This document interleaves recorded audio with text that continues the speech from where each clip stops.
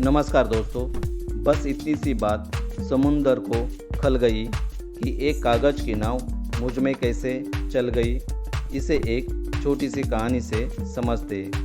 एक राजा अपनी प्रजा की समस्याओं का हल निकालने के लिए हर दिन राज दरबार में सभा आयोजित करता था, लेकिन कुछ दिनों से लोगों की उपस्थिति दिन ब दिन कम होती जा रही थी। राजा ने प्रधान जी से पूछा, आखिर वजह क्या है?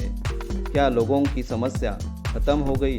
प्रधान जी ने कहा, महाराज, अपने राज्य में एक साधु आया है और आजकल लोग उसी के पास अपनी समस्या लेके जाते हैं। लोगों का यह मानना है कि साधु जो बोलता है वो सच हो जाता है। यह सुनकर राजा को गुस्सा आया और उसने प्रधान जी को आदेश दिया कि कल साधु को दरबार में पेश किया जाए। दूसरे दिन साधु को दरबार में बंदी देखकर राजा खुश हो गया।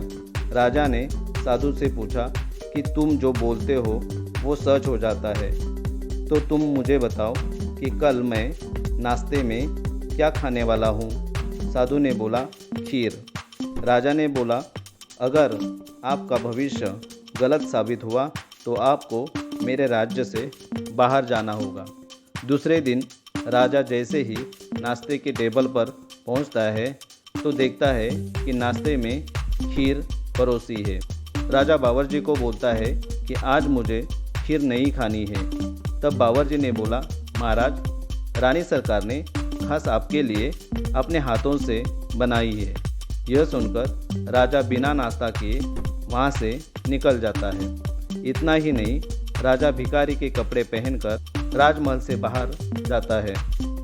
राजा को जोर से भूख लगती है। राजा देखता है कि एक होटल के बाहर लोगों की भीड़ लगी है। राजा ने भीड़ में लोगों को पूछा, आज इस होटल के बाहर इतनी भीड़ क्यों लगी है? भीड़ में से एक व्यक्ति ने कहा, आज होटल मालिक के बेटे का जन्मदिन है, इसलिए वह मुफ्त में खीर बांट रहा है। यह सुनकर राजा वहाँ से तुरंत निकल जाता है। अब राजा सीधा जंगल की ओर जाता है और एक पेड़ के नीचे जाके बैठ जाता है। वहाँ से नज़दीक एक पेड़ के नीचे बाराती खाना खाने बैठे थे, लेकिन जब उनको आहट लगती है कि कुछ लुटेरे आ रहे हैं तो बाराती खाना छोड़कर अपनी जान बचाकर भाग जाते हैं। जब लुटेरे वहाँ पहुँच जाते हैं, देखते हैं कि वहाँ कोई भी नहीं है, लेकिन स्वादिष्ट खाना परोसा है। जैसे ही लुटेरे उस खाने पर टूट पड़े, उतने में एक लुटेरे ने कहा, रुको, क्या पता इस खाने में जहर मिलाया होगा। तब उनकी नज़र बाजू के पेड़ के नीचे बैठे भिखारी के भेष में राजा के ऊपर जाती है।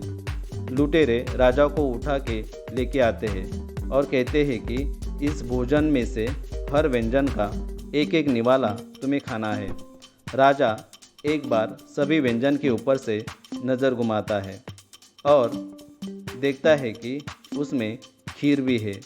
तब भिखारी के भेष में राजा ने कहा, मैं सभी पदार्थ खाऊंगा, सिर्फ खीर छोड़ के। तभी लुटेरों को लगा कि शायद खीर में जहर मिलाया है और राजा भी उन बारातियों में से एक है, इसलिए उन्होंने राजा को कहा कि अभी तो तुम्हें खीर ही खानी होगी।